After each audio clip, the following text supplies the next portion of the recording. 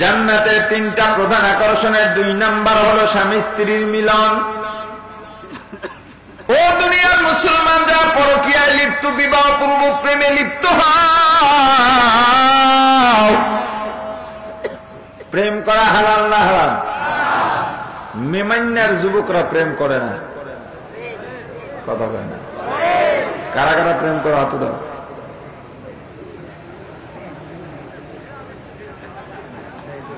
যারা প্রেম করে ওদের ঈমান থাকে না। যারা প্রেম করে কথা বলে না কেন? যারা প্রেম করে ওরা বলে আমার হৃদয়ে শুধু তুমি। কি বলে? আমার হৃদয়ে, তার মানে আল্লাহ নাই, রাসূল নাই, কাবা নাই, মদিনা নাই, নামাজ নাই, মসজিদ নাই, রোজা নাই, জিকির নাই, তেলাওয়াত নাই, শুধু ঈমান আছে? কথা কয় না? ঈমান আছে? অনেক রাজনৈতিক দলের নেতা কর্মীদেরও ঈমান নাই, এমন দল করো ঈমান শেষ। এমন পীরের মুরিদ হইছো, পীরেও গাঞ্জা খায়, মুরিদেও গাঞ্জা খায়। মুরিদ হইয়া ঈমান খুয়াইছো, দল করে ঈমান খুয়াইছো, ভোট দিয়া ঈমান খুয়াইছো, প্রেম করে ঈমান খুয়াইছো, ব্যবসা করতে গিয়া ঈমান খুয়াইছো। হুশ নাই তোমার? অনেকে হজ করতে গিয়েও ঈমান খুয়ায়। কেমনে? হাজী সাহেব হজ করার জন্য গেলেন, নবীজির রওজা মুবারক জিয়ারত করার জন্য গেছেন। বড় আবেগ নিয়ে নবীজির রওজার গেট দিয়ে ঢুকে আর সালাম দেয়, আসসালাতু আসসালামু আলাইকা ইয়া রাসূলুল্লাহ, আসসালাতু আসসালামু আলাইকা ইয়া হাবিবাল্লাহ, আসসালাতু আসসালামু আলাইকা ইয়া শাফিউল মুযনিবিন, আসসালাতু আসসালামু আলাইকা ইয়া রাহমাতাল লিল আলামিন। চোখের পানি ছেড়ে কাঁদে আর সালাম দেয়, কিন্তু নবীজির রওজা থেকে বের হয়ে হোটেলে যাবে। দুনিয়াতে প্রত্যেক নবী আগমনের পর প্রথম কাজ ছিল মানুষকে শিরিক মুক্ত করে তাওহীদের দাওয়াত দেওয়া, এক আল্লাহর দাওয়াত দেওয়া। নবীজি দুনিয়াতে এলেন, মূর্তি পূজার বিরুদ্ধে দাওয়াত দিলেন। মূর্তি পূজা করা যাবে না, এটা মানুষের বানানো। কিন্তু হাজী সাহেব ওই নবীর রওজা জিয়ারত করে হোটেলে যাবে, রাস্তা দিয়ে হাঁটতে পারে না, উপরেও গরম নিচেও গরম, তো মার্কেটের মধ্য দিয়ে যাইতেছে, দেখে যে সুন্দর একটা পুতুল নাচতেছে, মধ্যে তেলাওয়াত করতেছে। সর্বনাশ, তেলাওয়াত করতেছে, এই পুতুল না নিলে কি আর চলে? যেই নবীর রওজা জিয়ারত করলেন, যেই নবীর প্রথম কাজ ছিল মূর্তি পূজার বিরুদ্ধে দাওয়াত দেওয়া, ওই নবীর রওজা জিয়ারত করে হোটেলে ওঠার আগেই পুতুল নামক মূর্তি কিনা ব্যাগে ঢুকাইল হাজী সাহেব। বোঝেন বিষয়গুলো? কথা বলে না। আপনার ঘরে বাঘ নামক পুতুলের মূর্তি, আপনার ঘরে সিংহের পুতুলের মূর্তি, আপনার খবর নাই।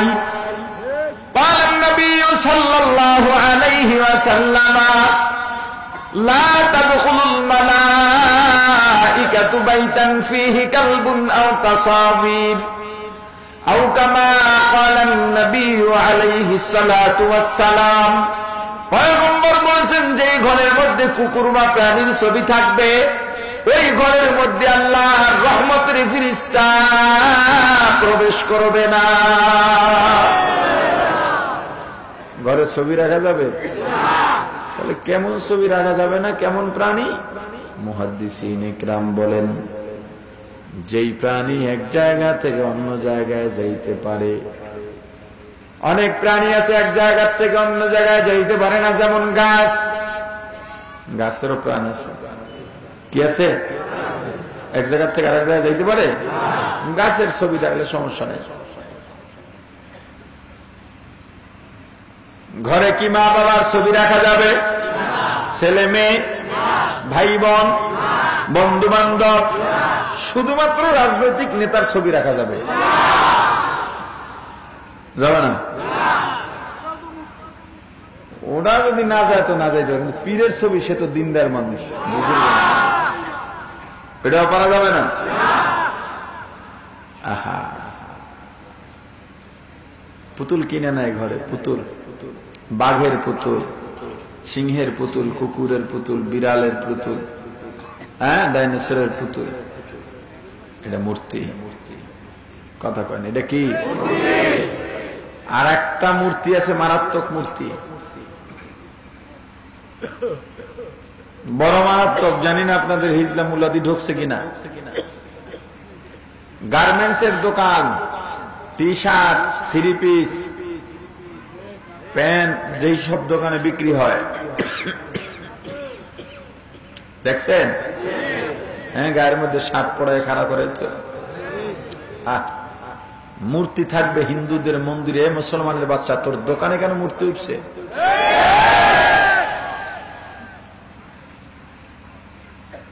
জানি না এইসব আজ কোন হুজুর করে কিনা, ইমাম সাহেবরাও করে কিনা। দোকানে দোকানে মূর্তি। কেন তুমি মূর্তি উঠাইলা? কি শুরু হলো? এর মধ্যে আবার মেয়েদের বুঝলাম কত তাড়াতাড়ি জান্নাত পাওয়া যাবে। বলে আমার কলবে, আমার হৃদয়ে শুধু তুমি। রাজনৈতিক নেতা কর্মীরা কেমনে আবার ইমান খুয়ায় দেখবেন, এরা বলে আমার নেতা নেত্রীর জন্য জীবন দেব, রক্ত দেব। বলেনি? রক্ত আর জীবন কে দিয়েছে? তোমার বাবা নাকি? জোরে বলেন, কে দিয়েছেন? রক্ত আর জীবন যদি দিতে হয়, কাকে দেব? ইন্না সালাতি ওয়া নুসুকি ওয়া মাহইয়ায়া ওয়া মামাতি লিল্লাহ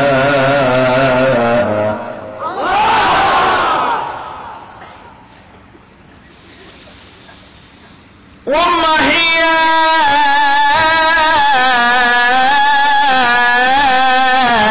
ওয়া মামাতি লিল্লাহ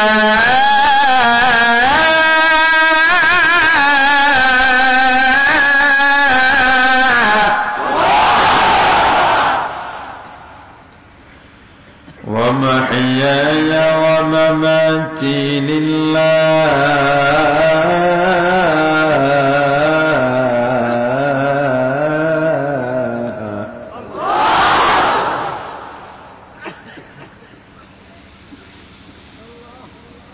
ومحياي ومماتي لله رب العالمين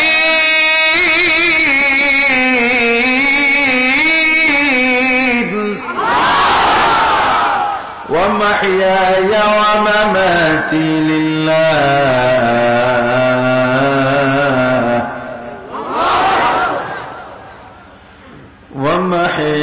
ومحياي ومماتي لله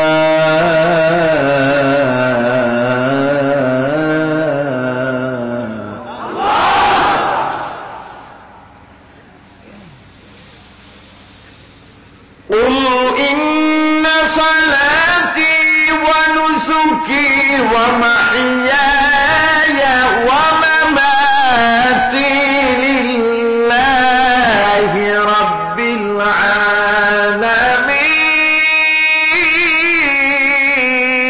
العالمين سلماني بود گردن هدن عناني خود بدسته خازدادن ও মুসলমান ইমানদার, তুমি তোমার নেতা নেত্রীর জন্য স্লোগান দাও, তোমার প্রেমিকার জন্য স্লোগান দাও, তোমার পীরের জন্য স্লোগান দাও। না, তুমি স্লোগান যদি দিতে চাও, তোমার স্লোগান হবে আল্লাহর জন্য। কার জন্য? তোমার স্লোগান শিখিয়েছেন আল্লাহ, তোমার স্লোগান হবে আল্লাহ। আমার জীবন, আমার মরণ, আমার তাকওয়া, আমার পরহেজগারি, আমার ইবাদত, আমার নামাজ, আমার রোজা, আমার কোরবানি, আমার আয়, আমার ব্যয়, আমার সংসার, আমার আত্মীয়তা, আমার বন্ধুত্ব, আমার শত্রুতা, আমার শিক্ষা, আমার যোগ্যতা, আমার ব্যবসা, আমার জমি জমা, আমার রাজনীতি, আমার অর্থনীতি, আমার দুনিয়ার যা কিছু আছে সব হবে কার জন্য? প্রেম করা যাবে? বিয়ে পূর্ব প্রেম করা যাবে? যারা পরকীয়ায় লিপ্ত প্রেম করো, কিয়ামতের ময়দানে আল্লাহ রাব্বুল আলামিন জাহান্নামের জ্বলন্ত রড দিয়া ওই জিনাকার, পরকীয়াসক্ত, অবৈধ সম্পর্কের নারী পুরুষের লজ্জাস্থানকে আল্লাহ পোড়াইয়া দেবে। কিসের জন্য তুমি পাগল হয়েছ? কয়দিনের নাপাক সম্পর্কের জন্য দৌড়াও। শোনো, জান্নাতে কি অপেক্ষা করে তোমার জন্য। জান্নাত খালি মুখে চাও, দুনিয়াতে পরকীয়া করো, আবার চাও জান্নাত, কেমনে পাইবা? দুনিয়ার 10, 20, 30, 40 বছরের সংসার, 40 বছর বয়সের সংসারের মধ্যে স্বামী স্ত্রী তর্ক লেগে গেছে, হইতে পারে না? তর্ক লাগলেই বিবি বলে ফেলে, 40 বছর তোমার সঙ্গে সংসার কাটাইলাম, 40টা ঘন্টাও শান্তি পাইলাম না। বলে মেমান্যের মহিলারা বলে, কি কয়? 40 বছর তোমার লগে কাটাইয়া দিলাম, 40টা ঘন্টাও শান্তি পাইলাম না। 40 ঘন্টা শান্তি না পাইলে বছর 40টা কেমনি কাটাইলা? আমি দেখে তোমার লগে আছি, অন্য কেউ হইলো 2 দিনও থাকতো না। বললাম এগুলার মুখের দিকে তাকায় রইছে। আমার বাপে কি বুঝছে তোমার গলায় ধরাইয়া দিছে? কত যুবক আমার লিগে ভালো লাগছিল। বারাক ওবামার লগে বিয়ে হইলো, ওই বেডি এই কথাই কইতো। আচ্ছা বুঝলাম, বলেন তো মরণরে ভয় পায় না কারা? আপনাদের এলাকার মানুষ মরণে ভয় পায়? মহিলারা পায় না? হ্যাঁ, যদি পায় তাহলে দেখবেন কেন এই কথা বলে। কথা কথা আল্লাহ আমার মরণ দেয় না কেন? এত মানুষ মরে, আমার চোখে দেখে না। কথা কয় না। বললাম যে বউরা খারাপ ব্যবহার করে স্বামীর সাথে। আপনি তো অবশ্যই স্বামী হিসাবে বউয়ের সঙ্গে ফেরেশতার মতো আচরণ করেন। কথা কয় না। আওয়াজ নাই দি, ব্যাপার কি? ধরা খাইছে সবাই না? আপনি তো আরো হিংস্র। মহিলাদের সঙ্গে ধমক দিয়া কথা বলবেন না, দুর্ব্যবহার করবেন না। মহিলারা ধমক সইতে পারে না, আল্লাহ তাদেরকে বানাইছি নরম করে। এটা যদি মহিলারা মানতো কি যে ভালো হইতো, কিন্তু এরা মানে না। এরা ভাবে আমরা পুরুষের চাইতো। মহিলাদেরকে চোখ রাঙায় কথা বলবেন না, কারণ চিন্তা করবেন একটা মেয়েকে মা বাবা 15, 16, 17, 18 বছর পর্যন্ত লালন পালন করার পর আপনার সঙ্গে কালেমার মালা বদলের মাধ্যমে, কালেমার মালা সম্পর্কে যখন আবদ্ধ হয়ে যায়, মেয়েটাকে রঙিন শাড়ি পরাইয়া আপনার সঙ্গে বিদায় দেওয়ার জন্য সবাই প্রস্তুত। মেয়েটা এত বছর যেই ঘরের মধ্যে থাকলো, ওই ঘর থেকে যখন বের হয় কলিজাটা ছ্যাপ করে ওঠে, চোখের পানি ছিঁড়ে কাঁদে, ডানে তাকায় বামে তাকায়, মা বাবাকে একটু দেখে যেতে চায়, কারণ সামনে যে লোকগুলো আছে একটা কেউ চেনে না। কিন্তু মাও নাই বাবাও নাই, কোথায় গেল? মেয়ের খালারা মাকে খুঁজতে খুঁজতে গিয়ে দেখে ঘরের পেছনে জঙ্গলের মধ্যে বসে মা কাঁদে। ডাক দিয়া বলে, বোন মেয়েটাকে বিদায় দিয়া দাও, শেষ বেলায় দোয়া করে দাও। বলে আমি পারবো না, যে মেয়েটাকে একটা ফুলের টোকাও লাগতে দিই নাই। ওই মেয়েটা ভিন্ন একটা পরিবেশের মধ্যে যাবে, কেমনে দিন কাটাবে, সময় কাটাবে, আমার ভয় হয়। বাবাও নাই, মেয়ের চাচারা খুঁজতে খুঁজতে গিয়ে দেখে বাবা ঘরের রুমের দরজা বন্ধ করে কাঁদে। বলে ভাই মেয়েটাকে যাবার বেলায় বিদায় দিয়া দাও। বলে না, পারবো না, সারাদিন কাজ করতাম, সকালে বের হয়ে যাইতাম, গভীর রাতে বাসায় ফিরতাম, আমার শরীরটা ক্লান্ত শ্রান্ত, মনও ভালো না, কিন্তু আমার মেয়ের নিষ্পাপ চেহারার দিকে তাকাইলে আমার সমস্ত ক্লান্তি দূর হয়ে যাইত। মাঝে মাঝে মেয়ের মায়ের সঙ্গে তর্ক হইতো, মন চাইতো ঘর থেকে বেরিয়ে যায়, কিন্তু মেয়েটা যখন আব্বু আব্বু বলে আমাকে জড়ায় ধরত, আমার মনের দুঃখ দূর হয়ে যেত।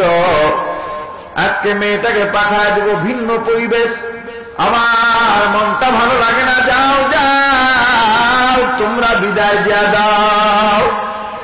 মেয়েটা কাঁদে, একদিকে বাবার একদিকে মা কাঁদেন, ভাই বোন কাঁদে। মেয়েটার সঙ্গে তোমার পূর্ব পরিচয় নাই, রশি দিয়া বেঁধেও তুমি নাও না, কিন্তু তবুও মেয়েটা তোমার পেছনে পেছনেই যায়।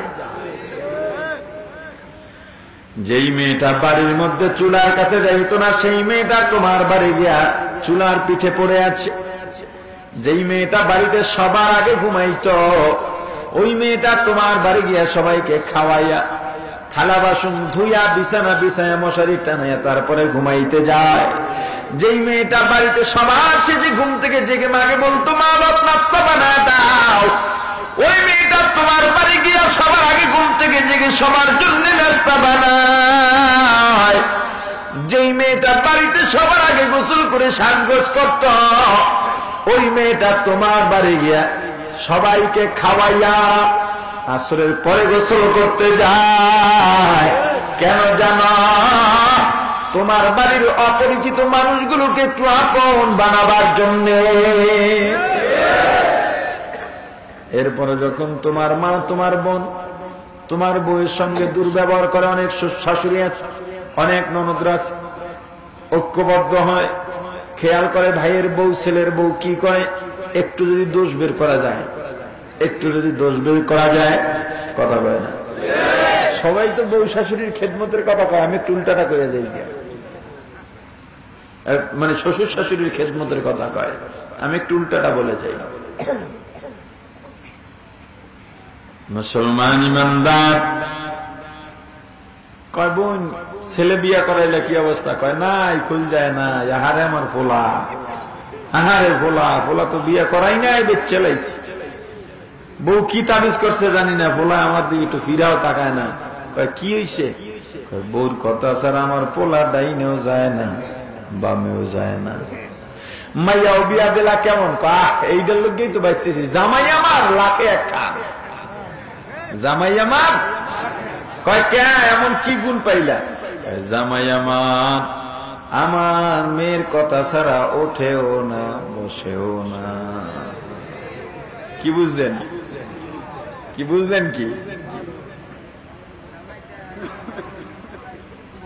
মুসলমান ইমানদার, তোমার মা তোমার বোন যখন তোমার বিবির সঙ্গে দুর্ব্যবহার করে, ওই বউটা, ওই মেয়েটা তোমার দিকে তাকায় থাকে, কারণ এই ঘরে আসছে তোমার কাছে তোমার সঙ্গে সংসার করতে। তুমি যদি একটা হাসি মুখে কথা বলো, তোমার মা বোনের দেওয়া কষ্ট সে ভুলে যায়। কিন্তু তুমিও যদি তখন চোখ রাঙানি দাও, ধমক দাও, ওই মেয়েটার কাছে অসহায় আর কাউকে লাগে না, নিজের কাছে নিজেকে বড় অসহায় মনে হয়। এতেই আস্তে আস্তে দূরত্ব সৃষ্টি হয়।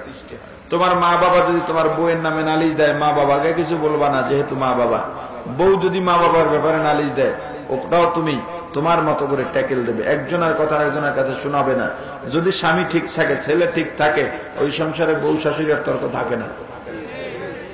যদিও মুশকিল, বাংলাদেশ বলে মানে না, বিছানা আলাদা করেন, এরপরও ঠিক হয় না, খানার পাতিলা আলাদা করেন, এরপরও ঠিক হয় না, তালাক দিয়ে দেন। শরীয়ত তো আপনার জন্য পথ রাখছে নাকি? কথা কয় না। বউরে নামাজের জন্য চাপ দিয়েছেন, করে দেয় নামাজ পড়ো, যৌতুকের জন্য চাপ দেয়, কথা কয় না। আচ্ছা, আপনাদের অঞ্চলে মনে হয় যৌতুক নেই? হ্যাঁ, যৌতুক খায় কোন কায়দায় জানেন? কয় বিয়াই কথাবার্তা তো পাকা, এখন কি দায় দাবি কি আছে? আমি হজ করে আইছি, আমি কি আমার পোলা বিক্রি করবো আপনার কাছে যৌতুক নিয়ে? আস্তাগফিরুল্লাহ, আপনাকে তো এরকম ভাবি নাই, বিয়েই হবে না জান। কয় না, তবু তো কয় না, আমি যৌতুক টৌতুক নিই না। ছেলে বিয়া করো, মেয়েটা দিতেছেন লালন পালন করে, এসে বড় নিয়ামত কি দিবেন, এটা আমার তার জিজ্ঞাসা লাগবে, কথা কয় না। সমাজের একটা ব্যবসা আছে না, আমারে কি দেবেন তো মাইয়ারে, তাহলে মাইসে তো আপনার গালি গালি করবো। কি এমন বুজুর্গ আছে না নাই? বুজুর্গ না বুজুর্গ?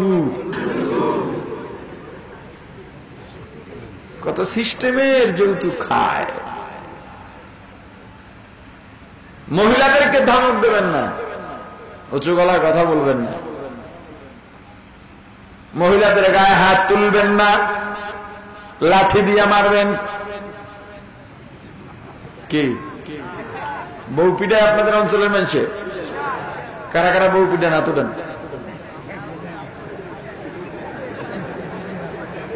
কি একটা হাত দিয়ে উঠে না? আপনি বউ পিটান?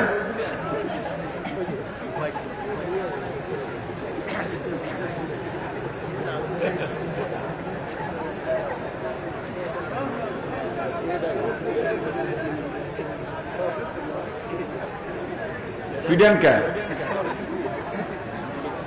বউ পিডান কা? আর পিডাইবেন? আর পিডাইবেন? কি কয়? শর্ত দিয়া কয় অন্যায় আপনার বউর যে কয়টা আছে আমি আপনার লগে কথা বলে ধরাই দিতে পারি, আপনার অন্যায় তার চেয়ে 10টা হইলেও বেশি আছে।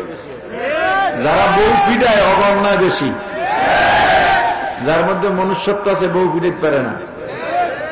কথা বুঝে আইছে? রুটিন করে বউ ফিডায়, বেঞ্জালে ধরিয়ালে রাইতে বেঞ্জালাই তুইটাও ফিডায়, কথা কয় না।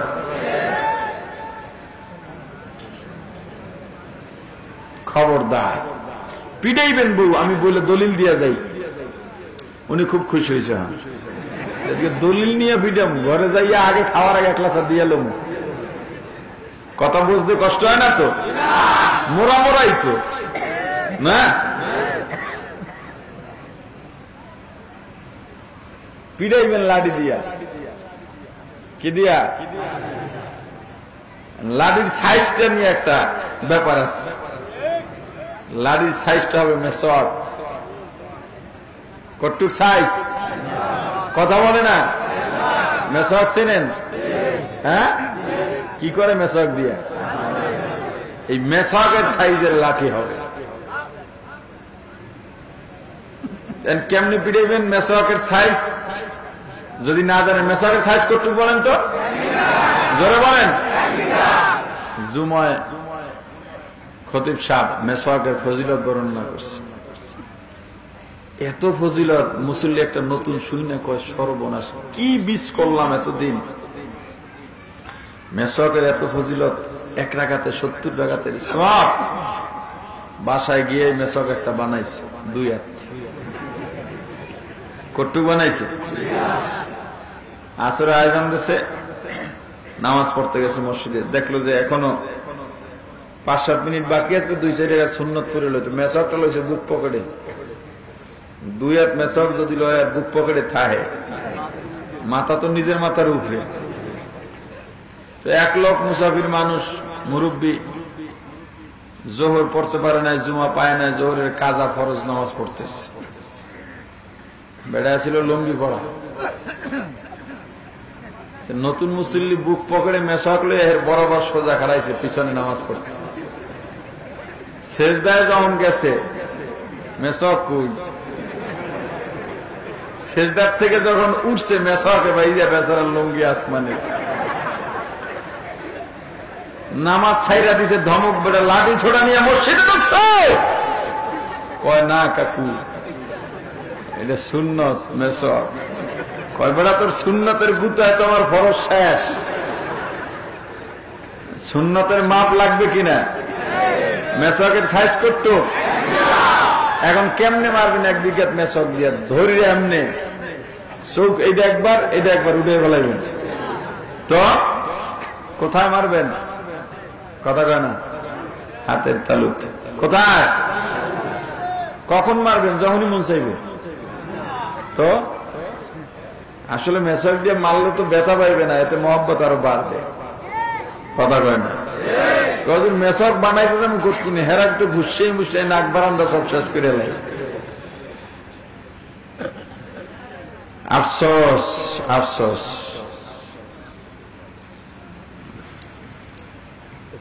হেফজখানা মাদ্রাসা আছে আপনাদের অঞ্চলে?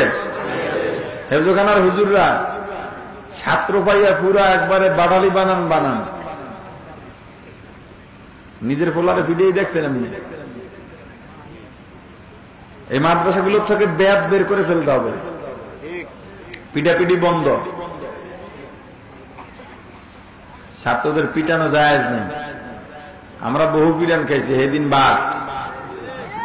তোরা যারা বেটা লেখাপড়া করতেছ, আমার কিছু দেওয়া দরকার তো, তোকে পক্ষে কি ওয়াজ দিতেছ।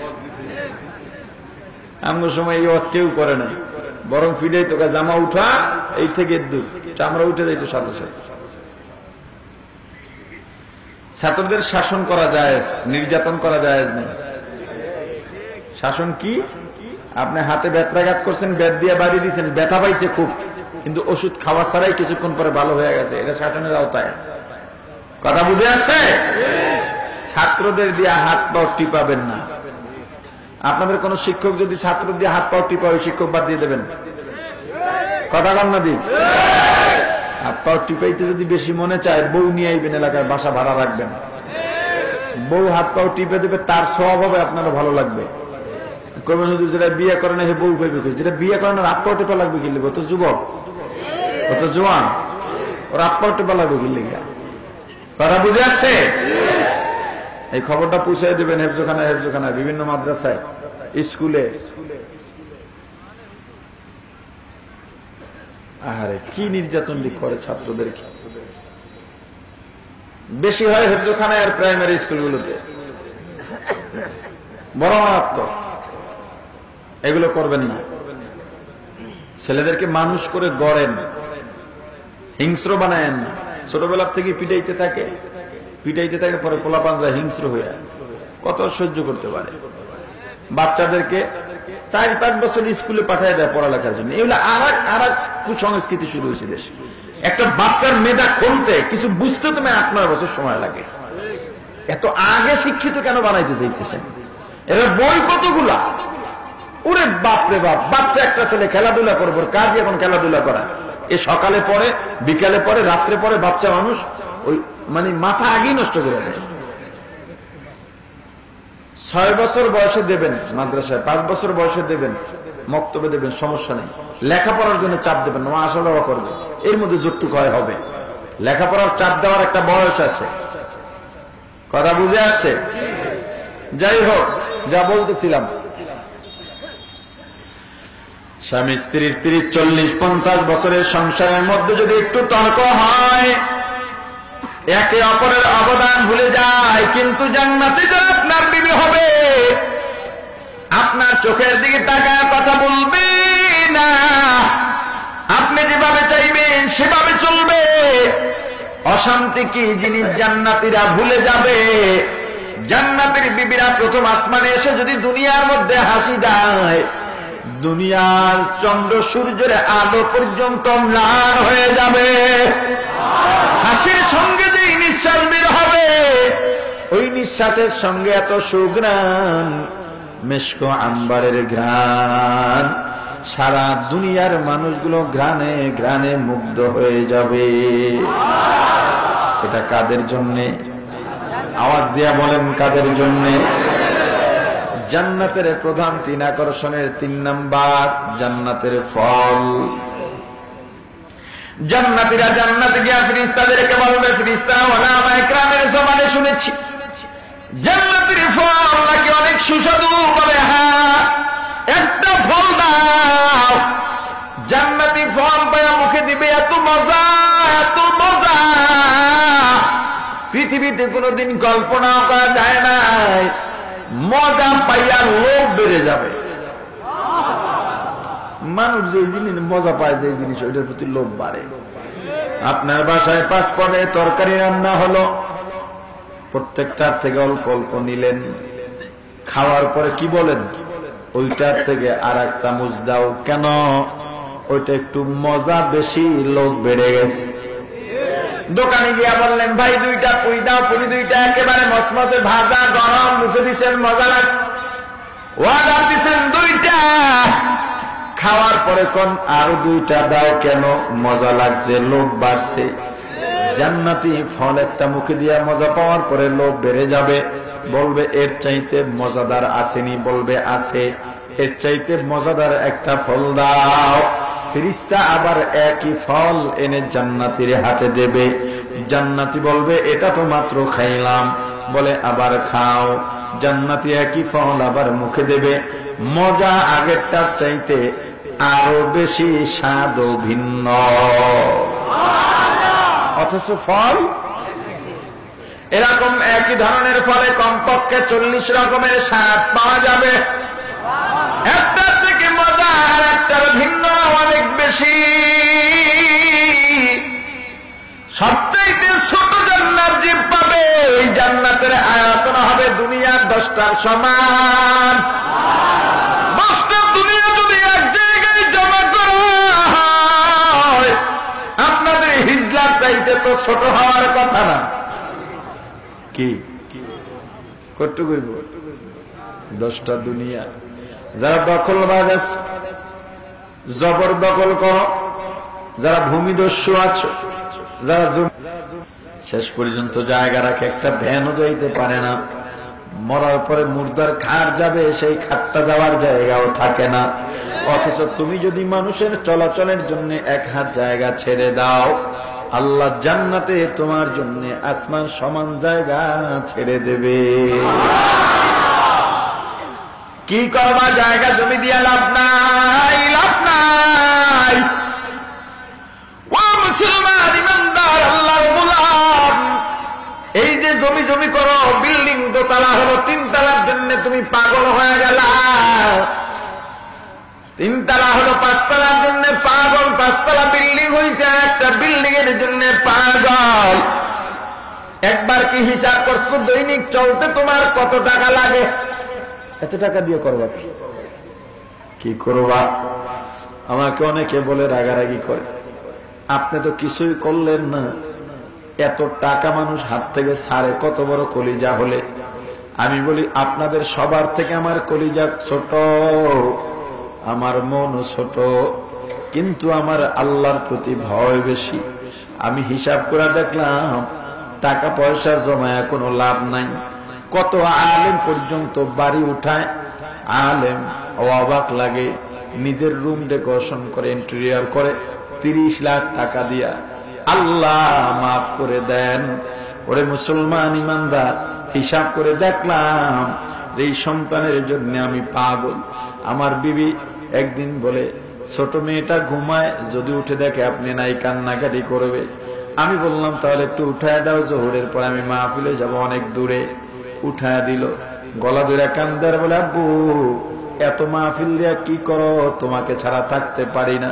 আমি কেঁদে কেঁদে বললাম, দেখেছ মেয়ে আমার কাঁদে, রাত্রে বাসায় ফিরতে দেরি হলে তুমিও খানা নিয়ে অপেক্ষা করো, কিন্তু এই মুহূর্তে যদি আমি মারা যাই, তোমরা কয়দিন কান্নাকাটি করবা, এরপরে তুমি আর একটা স্বামীর জন্য পাগল হয়ে যাবে, আমাকে ভুলে যাবে, আমার সন্তানগুলো আমাকে ভুলে যাবে, আমার মা বাবা আমাকে ভুলে যাবে। এই দুনিয়ার মায়া দিয়া কোনো লাভ হবে না। কাদের জন্য এত কিছু করেন? মাথার গাম পায়ে ফলাইয়া, পিঠটা রোদে পড়াইয়া, না খেয়ে না ঘুমাইয়া। কাদের জন্য করলেন? আপনার মা বাবার সঙ্গে আপনার পরিচয় কতদিন? আপনার জন্ম যতদিন, আপনার বয়স যতদিন, আপনার বিবির সঙ্গে আপনার পরিচয় কতদিন, আপনার বিয়ের বয়স যতদিন, আপনার সন্তানের সঙ্গে আপনার পরিচয় কতদিন, আপনার সন্তানের বয়স যতদিন, এই অল্প দিনের পরিচয়, কয়েক বছরের পরিচয়, এদের জন্য সব রেখে গেলেন। অথচ একবারও কি চিন্তা করছেন এই মুহূর্তে যদি মারা যান, এদের সঙ্গে এই যে সম্পর্ক ছিন্ন হয়ে গেল, জীবনেও আর সম্পর্কের জোড়া লাগবে না। কিয়ামতের ময়দান, দুনিয়াতে রক্তের সম্পর্কের দিক থেকে বাবার সঙ্গে সন্তানের সম্পর্ক গভীর, কিন্তু সন্তানকে মায়ের চাইতে বেশি ভালো আর কেউ বাসতে পারে না। মা সন্তানের জন্য জীবন দিতে পারে। এই মা কিয়ামতের ময়দানে আপনার সঙ্গে কি আচরণ করবে শোনেন। এত পাগল, মায়ের জন্য পাগল। গতবার আপনাদের মাহফিলে যেই কারণে আসতে পারেনি, অসুস্থ, আমার আত্মীয় স্বজন সব ঢাকায়, আমার কথার আওয়াজ 1-1.5 হাত দূরেও যাইত না, চেহারা নষ্ট হয়ে গেছিল। আমার বিবি সন্তানকে ডেকে আমি ওসিয়ত করে দিয়েছিলাম, আমি নিজেও ধরে নিয়েছিলাম আমার দ্বারা বাঁচা সম্ভব নয়, কথা বলতে পারতাম না, বুক জ্বলতো, মাঝে মাঝে বেহুশ থাকতাম, প্রতিদিন প্রায় 7-8 ঘন্টা বেহুশ থাকতাম, খাওয়া দাওয়া বন্ধ, মাথা ব্যথা শুরু হলে কিছুই দেখতাম না, মন চাইতো মাথা দেয়ালের সাথে ঠুকে ঠুকে মরে যাই। মা আমার পাশে বসে ডাক দিয়া বলেন, বাবা তোর কোন জায়গায় কষ্ট হয়, কি খাবি বল। আমি বললাম, না আবেগ দেখে লাভ নাই, ভালোবাসা দেখে লাভ নাই, যে কোনো সময় বিদায় নিয়ে চলে যাব, পারলে দোয়া করবেন, কারণ কিয়ামতের ময়দানে আপনার সঙ্গে আমার দেখা হলে আপনি বলবেন তোকে চিনি না। অতএব এই দুনিয়ায় সামান্য কয়েকদিনের জন্য মায়া দেখায় লাভ নাই, মায়ায় জড়ায় লাভ নাই। কিয়ামতের ময়দানে কেউ কাউকে চিনবে না। কে বলছে চিনবে না? সবাই সবাইকে চিনবে, কিন্তু পরিচয় দেবে না। يوم يفر المرء من أخيه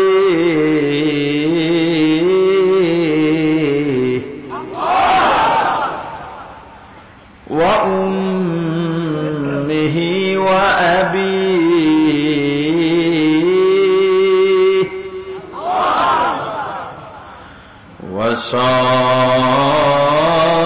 وصاحبته وبنيه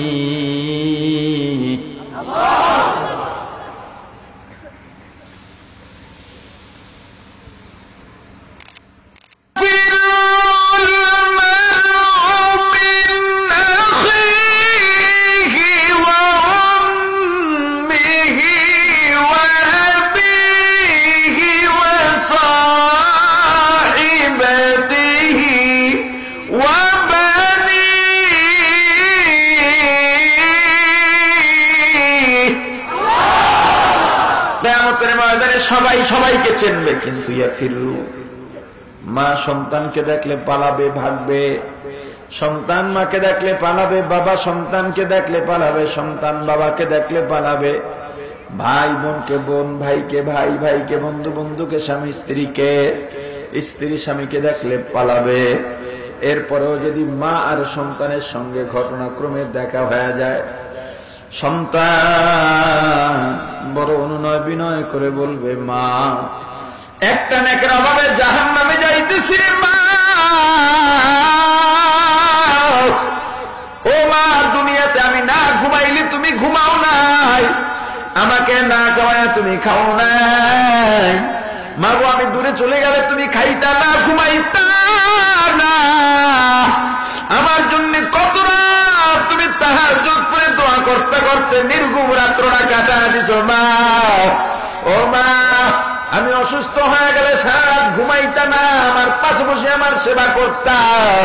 ও মা, একটা নেকের অভাবে জাহান্নাম, মা গো একটা নেক দাও। ওই একটা নেক যদি না পাই জাহান্নামে যাওয়া লাগবে, জাহান্নাম ডাকতেছে, আল্লাহ খাবার দাও, খাবার দাও, খাবার দাও। ও মা, ওই জাহান্নামের আগুন সহ্য করতে পারবো না রে মা। ওয়াসিকাল্লাযীনা কাফারু ইলা জাহান্নামা যুমারা হাত্তা ইযা জাউহা ফুতিহাত আবওয়াবুহা ওয়া ক্বালা লাহুম খাযানাতুহা আলাম ইয়াতিকুম রুসুলুম মিনকুম ইয়াতলুনা আলাইকুম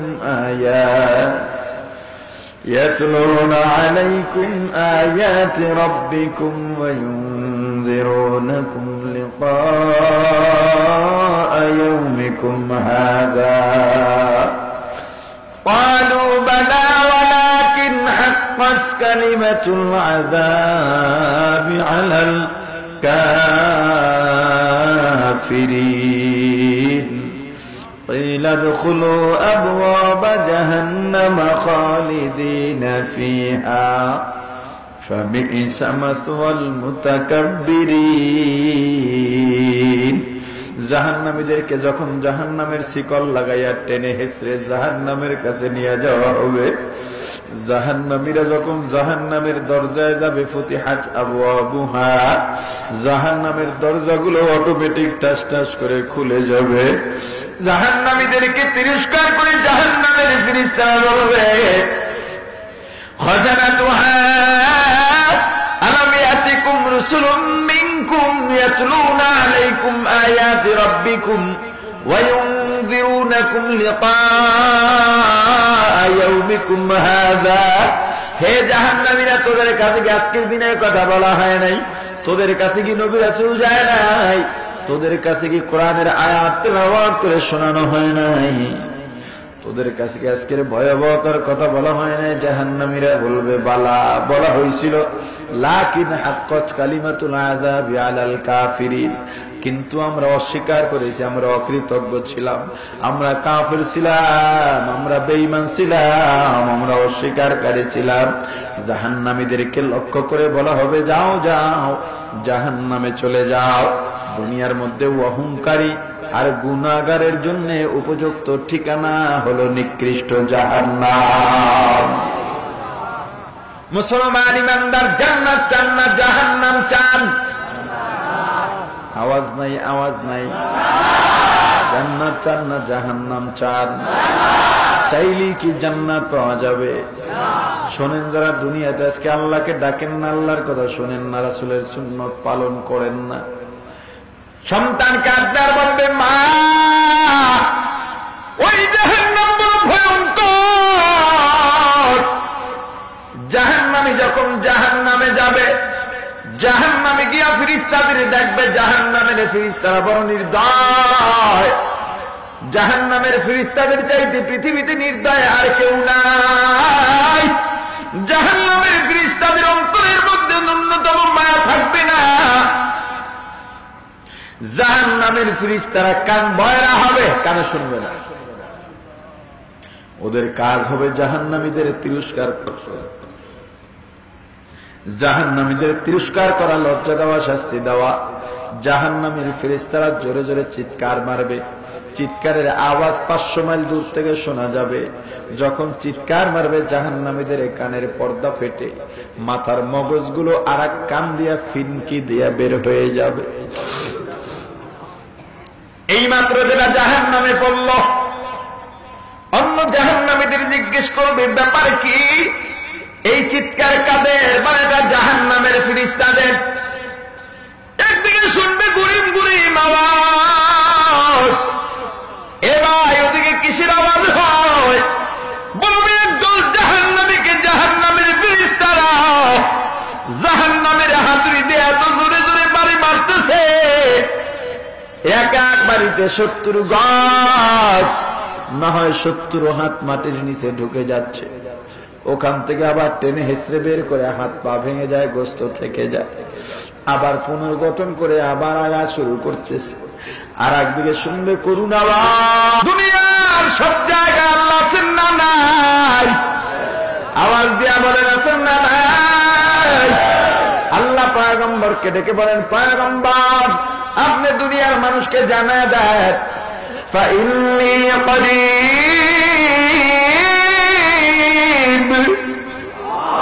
আমি আল্লাহ অতি নিকটে। আল্লাহ কাছে না দূরে? আওয়াজ দিয়া বলেন, কাছে না দূরে? কতটা কাছে?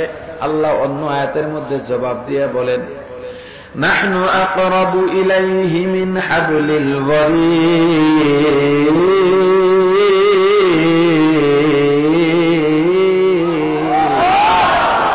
বান্দা, তোমার ঘরের সারা যেখানে আমি আল্লাহ, তার চাইতেও তোমার নিকটে। আনা মাকুম মাইনা মা কুনতুম, ও বান্দা, তুমি যখন যেটায় যাও, আমি আল্লাহ তোমার সঙ্গে আছি। তুমি যদি একা হও, একজন মনে করবা না, আমি আল্লাহকে নিয়ে 2 জন মনে করবা। যদি 2 জন হও, 2 জন মনে করবা না, আমি আল্লাহকে নিয়ে 3 জন মনে করবা, 3 জন হলে 4 জন, 4 জন হলে 5 জন, মোট কথা যতজন হইবা আমি আল্লাহকে নিয়ে একজন বেশি মনে করবা। চোর চুরি করার জন্য রওনা হইছে, গভীর রাত, অন্ধকার রাত, কেউ নাই, কেউ দেখবেও না। যেই মাল টার্গেট করে চুরি করতে গেল ওই মালও পেয়ে গেল। এখন যদি বিক্রি করে চুরির অপবাদ গায়ে লাগবে না, কেউ দেখবেও না। কিন্তু হঠাৎ করে চুরির অন্তরে একটা ভয় ঢুকে গেছে, দুনিয়ার কেউ যদি নাও দেখে, কে দেখে?